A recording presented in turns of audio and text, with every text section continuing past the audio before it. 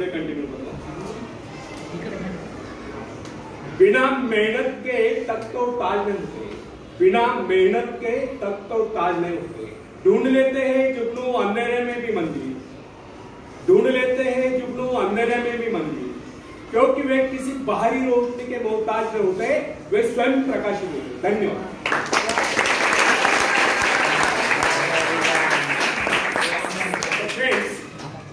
एक व्यक्ति है जिसके शरीर में स्वच्छ रक्त का संचार हो रहा है, जिसके चौड़े कंधे हैं, सुंदर मजबूत तो हाथ है, जिसका वजन भी अच्छा है, जो सभी अंगों से युक्त तथा शरीर से चुस्त समस्त है. ऐसा व्यक्ति अगर दूसरों से सहायता मांगता है तो आप उसे क्या कहेंगे, उसके बारे में क्या सोचेंगे? अवश्य वह सर्वांग से संपन्न होकर भी अपंग कहलाएगा. आप ऐसे अपंग मत बनिए, आप सामर्थ्यवान बनकर दिखाइए. आप ऐसे बनकर दिखाइए कि लोग आपसे सहायता पाने की चेष्टा करें. क्या आपको पता है कि आप जिन लोगों को जानते हैं उनमें बहुत से ऐसे हैं जिन्हें किसी दूसरों से सहायता की प्रतीक्षा है. सही बात तो यह है कि उनमें से बहुत से लोगों को इस बात का भी पता नहीं उन्हें जो सहायता चाहिए वो कहां से मिलने वाली. फिर भी वे इंतजार करते और सोचते रहते कि बस अब उनका काम बनने वाला है, उन्नति के द्वार खुलने वाले हैं, कोई उनकी मदद के लिए आएगा और उनके सारे कष्ट दूर हो जाएंगे. क्या ऐसा संभव है? वास्तव में कोई किसी की सहायता करता है? ऐसे सोचने वालों ने अपने गिरेबान में झांक कर देखना चाहिए, क्या उन्होंने किसी दूसरों की कितनी सहायता की, उन्होंने आज तक किसकी कितनी मदद की? क्या कोई ऐसा व्यक्ति है जो कहे कि उन्होंने उनसे सहायता की थी इसलिए वो आज उन्नति की चोटी पर? फ्रेंड्स, यदि आपने या उन्होंने किसी दूसरों की सहायता नहीं की तो फिर किसी दूसरों से सहायता की प्रतीक्षा क्यों? ऐसे लोग केवल अपने भूल के कारण ही आगे बढ़ने से रुक जाते हैं. हर इंसान को चाहिए कि वह केवल अपने सहारे आगे बढ़े, लौटने के रास्ते से मुंह फेंककर बिना किसी के सहारे आगे बढ़ता चाहिए. आत्मनिर्भरता से तो मनुष्य की शक्तियां विराट रूप धारण करके प्रकट होती है. आत्मविश्वास ही सफलता की नींव है. इसी आत्मविश्वास के सहारे हम दूसरों की सहायता करने में सफल हो सकते हैं. एक बहुत बड़े प्रबंधक एडमिनिस्ट्रेटर का कहना है, मैं अपने बेटे को ऐसी कंपनी में नियुक्त करना चाहता हूं जहां उसे कठिनाइयों का सामना करना पड़े, क्योंकि इससे उसकी सहन शक्ति और कुशलता विकसित होगी. यदि मैं उसे अपनी कंपनी में रखूंगा तो वो मेरे भरोसे बैठा रहेगा, हर निर्णय के लिए वो मेरा मुंह ताकता रहेगा और उसमें ठहरे हुए पानी की तरह सड़ान उत्पन्न होगी. आप सभी जानते हैं ठहरे हुए पानी पर मच्छर गुनगुनाते हैं तो बहते हुए पानी पर राजहंस करते हैं. कितने सुंदर विचार थे उस वक्त. अगर हर माँ बाप अपने पुत्र या पौत्री के लिए इस प्रकार के उच्च विचार रखते तो वे अवश्य उनके भाग्य विधाता बन जाते.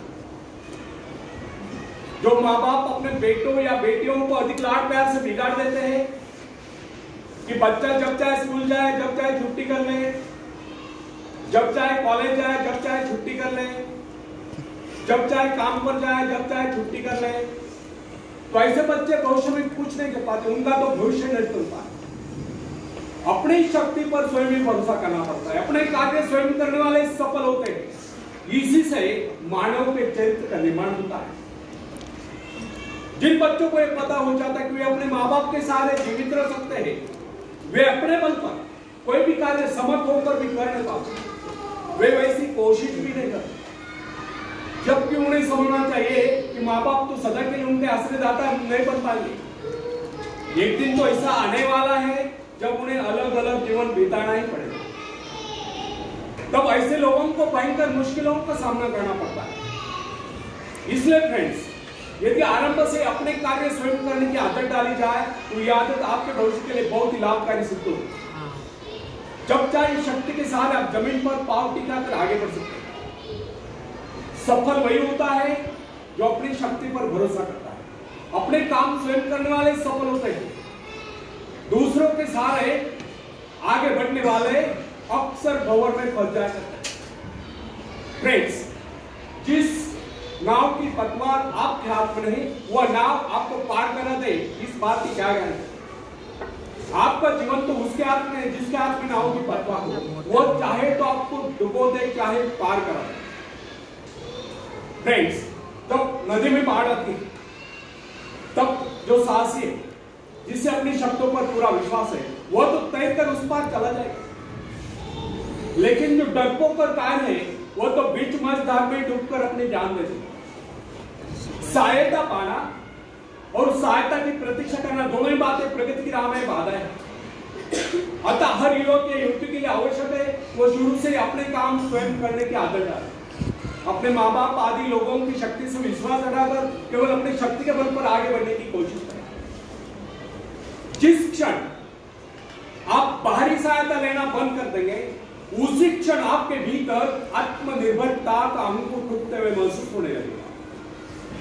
स्वयं कार्य करते समय यदि आप असफल भी हो जाते हैं तो बिना उस असफलता को घबराए तुरंत उस कमी की खोज कीजिए जिसके कारण आपको असफलता मिली, और जैसे आप उस कमी को खोज निकाले तुरंत उसे दूर करने के प्रयास में जुट जाए। आपका वास्तविक आदर तभी होगा जब आप एक सफल व्यक्ति के रूप में दुनिया के सामने आओ। मगर यदि आप एक व्यक्ति के बाद दूसरे व्यक्ति के आगे हाथ फेरना शुरू कर देंगे तो लोग आपको ममता या भिखारी कहेंगे। अतः आप ये प्रण कर ले कि आपको केवल अपने भरोसे ही जीना है, ना कि किसी की दया पर। क्योंकि बाहरी सहायता किसी किसी वक्त ही वरदान सिद्ध होती है, अधिकतर समय अभिशाप ही सिद्ध होती है। फ्रेंड्स, बाहरी सहायता मनुष्य की काम करने की गति को मंद करके शरीर में सुस्ती ला देती है। आप ऐसे लोगों से मैत्री कीजिए जो आपको जीवन में आगे बढ़ने की प्रेरणा दे। कुछ लोग एक बाजू या एक पाव वाले होते हैं, फिर भी वे अपनी लगन और अपनी मेहनत से अपनी जीविका चलाते हैं, फिर तो आप तो हट्टे कट्टे फिर आगे बढ़ने की कोशिश आप क्यों करते हैं?